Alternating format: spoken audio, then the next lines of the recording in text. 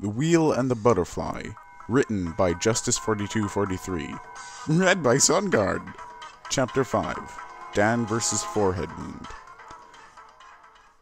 Pinky exited the bathroom. As she did, Chris and Dan sat up and made their way to the restaurant door. Chris held the door open for both Dan, who passed wordlessly, and Pinky, who smiled and said, "Thank you very much, Chris," with a smile on her way out. The trio walked to the car, and before Pinky could reach the handle, Dan grabbed her hand and silently held up a finger, signifying she could wait as he gave her a stern look. Pinky stared at Dan's fingers. Chris got into the driver's side and unlocked the car. Dan let go of Pinky's hand and entered the passenger side before buckling up. Pinky opened her door and sat down, fumbling with her seatbelt for a moment before she managed to get to click again and gave herself an excited, "I did it!" "Congratulations," Dan mumbled as he rolled his eyes. "Soon you'll be up to tying your shoelaces." "Did you say something, Danny?" Pinky asked. "No, and don't call me Danny," Dan growled back. Chris started the car and backed out of the parking spot. After a glance to ensure the road was clear, he exited the lot and they were on their way. "So, Pinky," Chris began, "where do you want to be dropped off?" Pinky's pupils narrowed slightly as she went uncomfortably silent. "I've known goldfish who pay better attention than you, Chris. She doesn't have a place to drop off at. She just got here from another dimension." Dan turned his palms upward and leaned closer to his friend. "How can you forget something we just talked about a few minutes ago?" Pinky nodded vigorously from the back seat. "Well, I can't take her to my place," Chris said. "What? Why not? Just make a spot for her on the couch. I do it all the time," Dan countered with a tone of disbelief. "Normally, that would be fine, but Elise has taken some of her work home with her," Chris said, his tone betraying his frustration at the situation. "Ah, so the couch is currently occupied by a Chinese spy that Elise is interrogating?" Dan posed. "No, she turned Cow over to her superiors last week. This is much worse." Pinky leaned forward, interested in the conversation. "What's a Chinese?" she asked. Dan looked back at her. "Excuse you, the men are figuring out what to do with you." Pinky narrowed her eyes, stuck her tongue out at Dan, and leaned back in her seat. "All right, Pinky, remember you want to make friends with Dan, even if he's not going to make it easy peasy." "Okay, I'll bite," Dan said. "What's worse than having to share a roof with a captured, hostile international spy? Elise is working on something involving plutonium. She won't say what it is, but we've had to put a tent over the house and claim we're fumigating. She says there's not a great chance for a leak, but to be safe we're both wearing hazmat suits around the house, and we only have the two." Dan sighed. "Typical," he mumbled out. Pinky stared back and forth between Chris and Dan. Plutonium? Sounds fun, maybe. Geez, I wonder what else is here I don't know about." "Why do you think I so quickly agreed to help you?" Chris asked Dan. "I'm sorry if I thought you were committed to my noble quest to improve the English language." "I thought you said you had an agenda against it," Pinky reminded Dan. She's paying a lot more attention than I would have thought a ditzy airhead is capable of. Alright, time to put Pink Girl back in her place.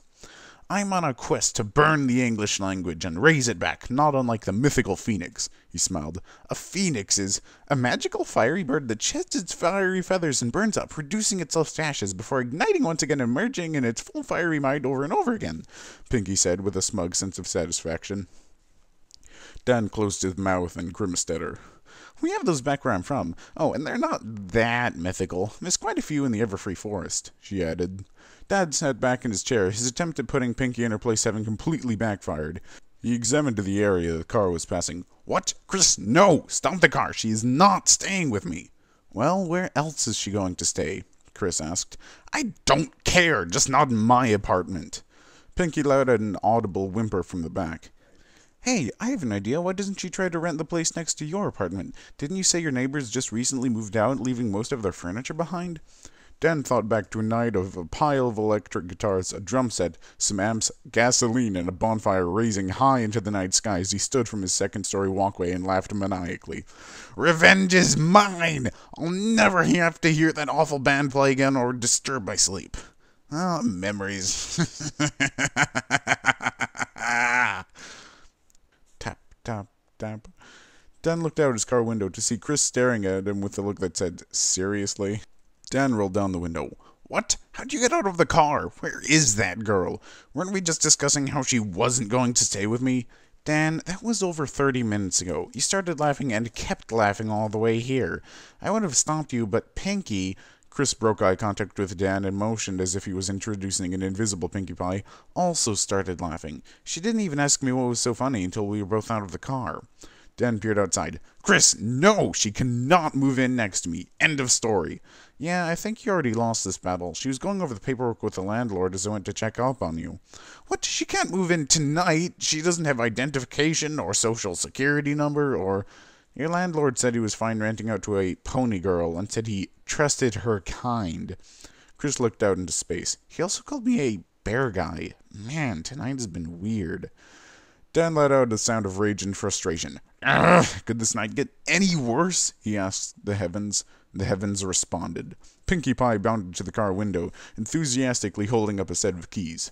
Chris moved out of the way as she rested her hands on the car door, stuck her head in the door, and excitedly bobbed her head up and down as Dan absently followed her with his eyes.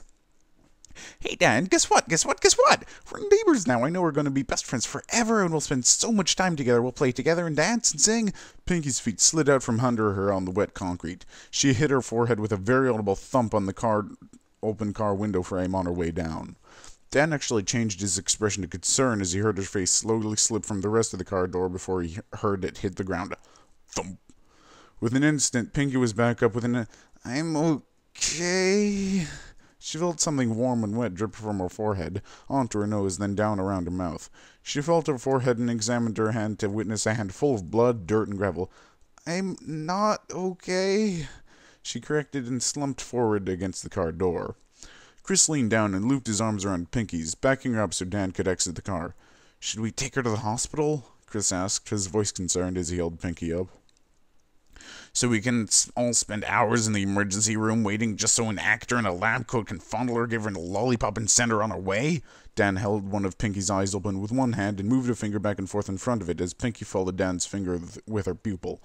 Dan, that's not how hospitals work, Chris replied. That's pretty much exactly how hospitals work, Dan countered. Here. Dan went around to where Chris was standing. Switch places with me. Chris allowed Dan to take his place as Dan put his arms under Pinkie's and crossed them across his stomach. Great, now grab her legs. We're going up. Chris pocketed Pinkie's dropped keys. Dan, we can't just abandon her in her new apartment. What if she has a concussion? Oh, concussions are usually followed by much worse symptoms. Believe me, I've had a few. Dan answered as he backed towards his apartment. She just needs to get her head elevated, get this cleaned up, and get some rest. Besides, money face, we're taking her to my apartment. I'm well stocked on first aid supplies. You couldn't imagine how often I've had to dress my own wounds. Oh, I'm pretty sure I can, Chris answered, rolling his eyes. Pinkie moaned softly as the two carried her up the stairs. Wow, Dan, this is without a doubt the lightest person we've had to drag up or down your stairs. Shut up, Dan said as he reached the door. Switch places with me. Chris obediently complied, gently lowering Pinkie's feet as he walked around her and took Dan's spot, holding her up by the shoulders. Dan unlocked and opened the door to apartment 8 and entered. He walked over to his yellowing couch and cleared its surface of some random junk, unceremoniously allowing it to drop to the floor. Dan sat down and grabbed a few frilly-looking throw pillows from the other end of the couch. Chris shook his head. I can't believe he still has all those pillows after he assaulted that Hollywood producer with them, and after they got taken away when I gave away most of his belongings. Yeesh, Dan is determined. Dan piled a couple pillows on his lap and motioned for Chris to come forward with Pinkie. Dan patted the pillows to signify Dan wanted Chris to lay her head down on them. Chris lifted and then gently lowered the pink-haired girl onto Dan's lap and his couch. A mangy-looking gray cat walked in, meowed, and climbed on top of Pinkie.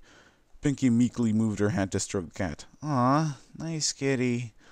Dan calmly dictated a few instructions to Chris while maintaining his typical, slightly irritated tone of voice and facial expression.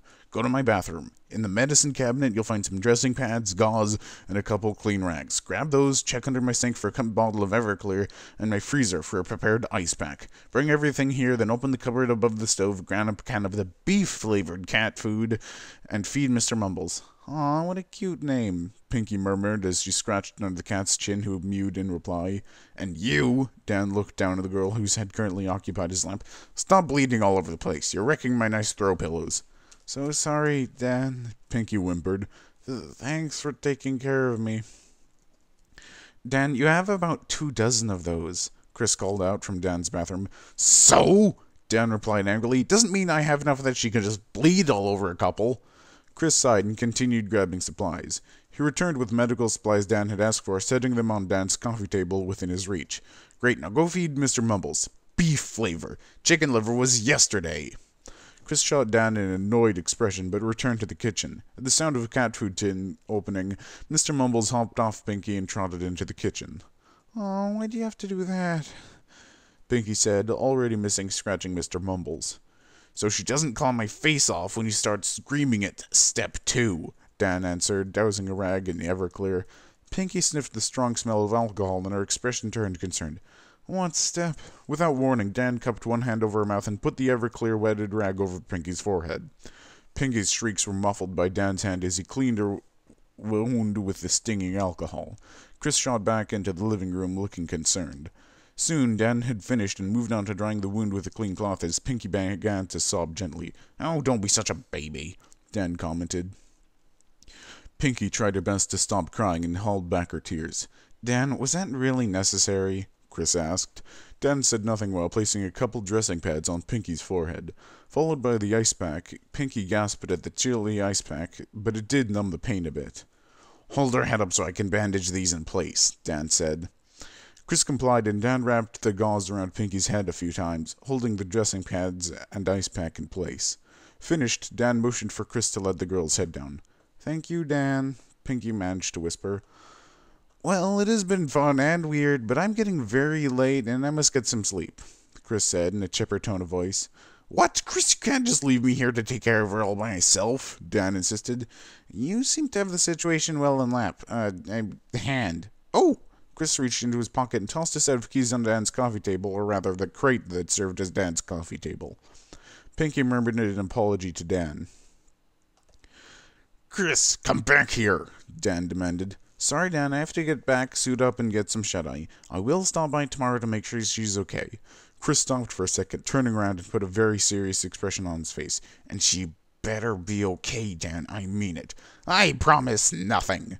"No, Dan, no. If you intentionally go out of your way to hurt even one hair on her head, that's it. Our friendship is over, and I'll make sure you don't get away with it this time." Chris leaned into the doorframe with one hand and pointed the other at Dan for dramatic effect. Dan reached down and grabbed a strand of Pinky's hair. Chris's expression hardened. Dan let go of the hair. "Wow, he's actually very serious about this." Pinky murmured another apology. "Fine," Dan growled angrily. "I promise I won't intentionally physically hurt her or even arrange for physical harm to come to her." Chris's expression softened. "Well, that's fair. Even spending time with you can be mentally scarring." Pinky giggled softly. Dan gritted his teeth. "Great, now they're tag-teaming me." Chris walked outside. "I hope you die of radiation poisoning," Dan called from the couch. Chris's face went pale. "I don't." Chris shut the door and walked back to his car and prayed that Dan wouldn't traumatize the poor girl too much.